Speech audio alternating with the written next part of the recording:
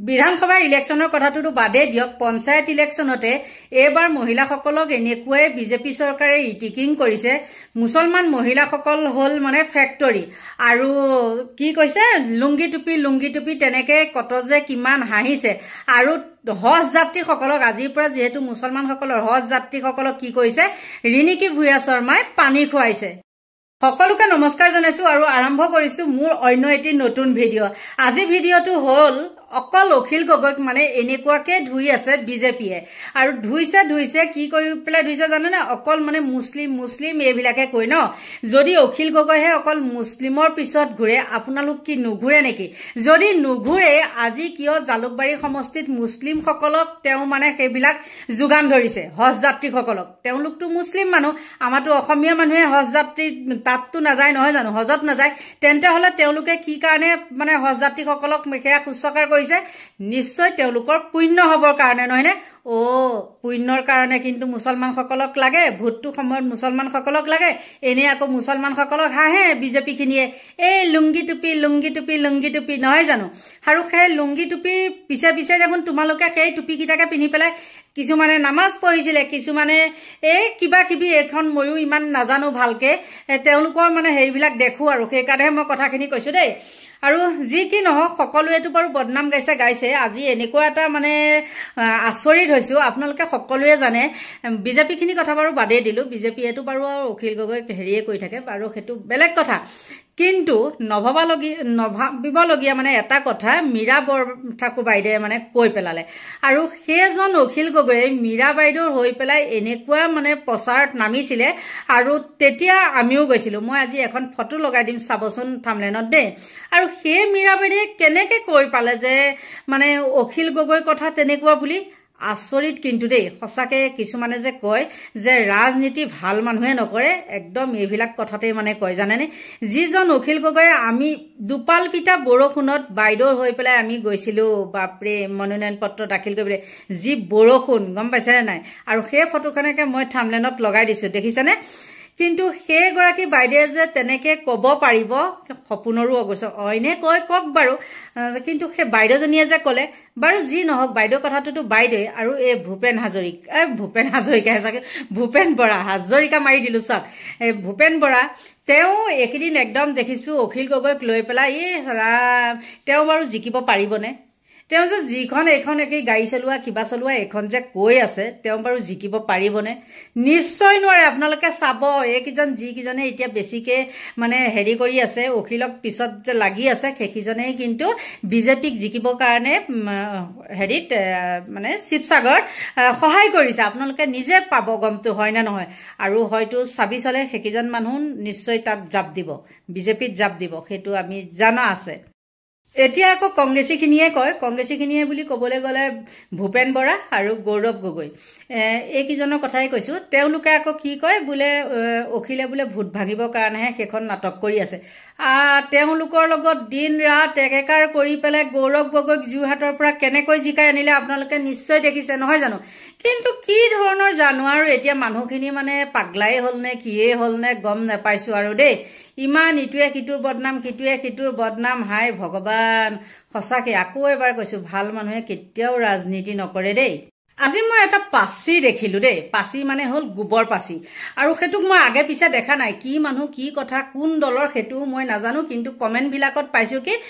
কি বিজেপিত আছিলি নহয় এজিপিত আছিলি কংগ্ৰেছত আছিলি তাৰ পিছত এতিয়া বিজেপিত মানে লগ হলি এতিয়া ভৰি পিটিকিবলৈ লাগিছ তেনেকে কৈছে কোন মানুহ আপোনালোকৰ মাজলে আগবঢ়াই দিছো এক পাচিটো সাকচোন চিনি পাই যদি আপোনালোকে কমেন্ট কৰিব দেই অখিল গগৈ ঢিঙৰৰ মালিক নেকি নে অসমৰ মালিক এটা সমষ্টিত তেওঁ বিধায়ক হৈছে নাম লৈছিল কৃষক মুক্তি এতিয়া তেওঁ কাৰ মুক্তি কৰি আছে সেইটোকে আগতে ভালকে খবৰ লওকচোন তেওঁ এইবিলাক নাটক বন্ধ কৰক তেওঁ বিজেপিৰ লগত যদি ইমানে বেয়া পায় মুখ্যমন্ত্ৰীৰ কানে কানে ফুসফুসাই কি কথা পাতে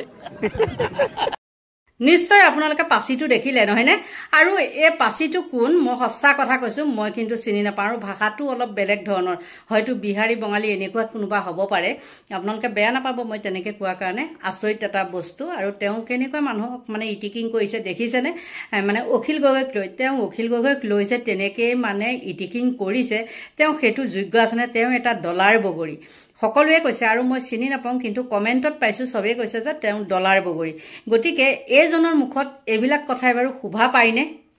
আচলতে দুইটা দল অখিল গগৈক দেখি পেলাই পাগল হৈছে কিয় কৈছোঁ পাগল হৈছে বুলি তেওঁলোকে মানুহক নিয়ে আভুৱা ভাৰী মিটিংবিলাকলৈ পইচা ভৰি আৰু অখিল গগৈ যিবিলাক নিৰ্বাচনী প্ৰচাৰ তাততো নিজৰ পকেটৰ পইচা খৰচ কৰি পেলাই গৈছে নহয়নে আৰু সেইখিনিকে দেখি পেলাই তেওঁলোক পাগল হৈ মৰিছে ভাবিছা এতিয়া যদি পঞ্চায়ত ইলেকশ্যনতে তেওঁলোকৰ এনেকুৱা গতিকে মানে বিধানসভালৈ কেনেকুৱা হ'ব গতিকে আমি এতিয়া হোৱাই নোহোৱাই কিছুমান মানে বদনাম কৰিব লাগে আৰু অখিল গগৈক ডাউন কৰিব লাগে এই কত যে কি গতিকে আপোনালোকৰ মাজলৈ মই অখিল গগৈ জনপ্ৰিয় মানে নিৰ্বাচনী প্ৰচাৰৰ এটা ভিডিঅ' আৰু মীৰা বাইদেৱে কি কৈছে এই দুইটা ভিডিঅ' আগবঢ়ালো চাওক কিন্তু মুছলমান মানুহৰ কিবা কাম কৰি দিলে নে নাই মাটিৰ পট্টা দিলে নেকি এতিয়া মাটিৰ পট্টা দিয়া হলে বিজেপি আপোনালোকৰ ঘৰ ভাঙিব নোৱাৰে হয় নে নহয় নাই মাটিৰ পট্টা নিদিলে তাৰপিছত কি কৰিলে আপোনাৰ নদী ভাঙনিয়াটোৰ পৰা বচালে নেকি নবচালে সেইটো কাম নকৰিলে তাৰপিছত এই যে বাংলাদেশী বুলি যে ডিষ্টাৰ্ব কৰি থাকে সেই সমস্যাটো সমাধান কৰিলে নেকি কংগ্ৰেছে কৰিলে নেকি কি কৰিলে কি আপোনালোকৰ কাৰণে আপোনালোকক ডি ভোটাৰ আৰু ডিটেনশ্যন কেম্পটো দি থৈ গ'ল সমস্যাটো বহালে বুজিলে নাই সেইকাৰণে এইবাৰ মই খাটাংকে কৈ দিছো যে ৰাইজৰ দলৰ লগত যদি কাম কৰিবলৈ আহে কংগ্ৰেছে মানুহৰ পৰা ভোট লৈ পিছত ঠগিব নোৱাৰিবা ভাই কাম কৰিবই লাগে ৰাইজৰ কাম কৰিব লাগে মই আপোনালোকক চাৰিটা কথা কৈ যাওঁ যদি ৰাইজৰ দলক ভোট দিয়ে আৰু কংগ্ৰেছৰ লগত যদি আমি চৰকাৰ কৰোঁ কংগ্ৰেছে আপোনালোকক ঠগিব নোৱাৰে চাৰিটা কাম কৰি দিম এক নম্বৰ চব মানুহকে মাটিৰ পট্টা দিম আৰু মাটিত পানী যোগানৰ ব্যৱস্থা কৰি গোটেই বছৰ খেতি কৰিব পৰা কৰিম দুই নম্বৰ কৰি দিম কি খেতি যিবিলাক কৰিব তাৰ আচল দাম বিলাহী বিক্ৰী কৰিলে খেতিয়কবিলাকে 3 টকা পায় 1 কেজি সেইটো নহ'ব যদি 5 টকা বিলাহী উৎপাদন কৰোঁতে খৰচ আছে 5 পূৰণ 3 15 টকা দাম চৰকাৰে দাম দি আপোনালোকৰ পৰা কিনি ল'ব আৰু বেপাৰীও 15 টকাৰ তলত যদি কোনোবাই কিনে বেপাৰীটোকে জেলত দি দিব 3 নম্বৰ কোনো ল'ৰাক মই বেংগলোৰ চেন্নাইত গৈ মাৰ খাবলৈ নপঠিয়াওঁ অসমৰ ল'ৰা চিকিউৰিটি গাৰ্ড কৰি হাজিৰা কৰে সব অসমৰ ল'ৰা হিন্দু মুছলমান চবৰ কাৰণে গাঁৱে গাঁৱে চৰে চাপৰিয়ে বাগানত টাউনত সৰু সৰু ইণ্ডাষ্ট্ৰী কৰে নিজৰ অঞ্চলতে নিজৰ ল'ৰাবিলাকক মহিলাবিলাকক পুৰুষবিলাকক চবকে কাম কৰাৰ সুবিধা কৰি দিম মই এইটো 3 নম্বৰ আৰু 4 নম্বৰ অসমৰ বজাৰখন আজিকালি চব বাহিৰৰ কোম্পানীবিলাকে লৈ গৈছে সেই বজাৰখন আকৌ অসমৰ মানুহৰ হাতলৈ মই ঘূৰাই আনিম এই চাৰিটা কাম কৰি দিম মই আকৌ ক'লো কংগ্ৰেছক অকলে ভোট দিলে কংগ্ৰেছে কোনো দিন কাম নকৰে খালি ক'ব যে আমি বিজেপি পাৰ্টিটো বচাম নহয় নবচাইলে বুঝে না এনেকে বুলি ক'ব কাম নকৰে কিন্তু ৰাইজৰ দলক ভোট দিব 1 নম্বৰ বিজেপিৰ পৰাটো বচামেই শান্তি সম্প্ৰীতি পুৰা ষ্ট্ৰিক্টলি মেইনটেইন কৰিম কোনো হিন্দু মুছলমানৰ কাজিয়া নহ'ব 1 নম্বৰ 2 নম্বৰ এই চাৰিটা কাম কৰি দিম প্ৰত্যেকজন অসমীয়া মানুহক 10 বছৰলৈকে ধনী কৰি দিম সেইকাৰণে মই আপোনালোকক অনুৰোধ কৰিছোঁ মই গালি দিছোঁ অকল বিজেপি আৰু AIDF হয়নে গালি দিছোঁ বিজেপি আৰু AIDF কিন্তু কংগ্ৰেছৰ পৰা সাৱধান কৰি দিছোঁ গালি দিয়া নাই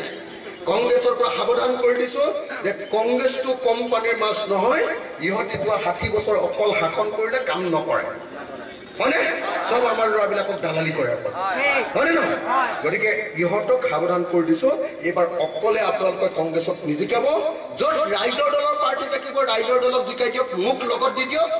এতিয়া মই হিমন্তকে একেবাৰে চিধা কৰি দিছোঁ দেখিছেনে নাই বিধানসভাত দেখিছে নাই হিমন্তক গৌৰৱ গগৈ আৰু কি কয় আপোনাৰ হেৰি কি বৰা আমাৰ ভূপেন বৰাই কওক বা গৌৰৱ গগৈ কওক যোনে চিফ মিনিষ্টাৰ নহওক লাগিলে মই যদি তাত থাকোঁ সিহঁতি তেৰিমেৰি কৰিব নোৱাৰিব বুজিছে না সেইকাৰণে আমি গোটেইখিনিয়ে মিলি 2026 চনত কি কৰিম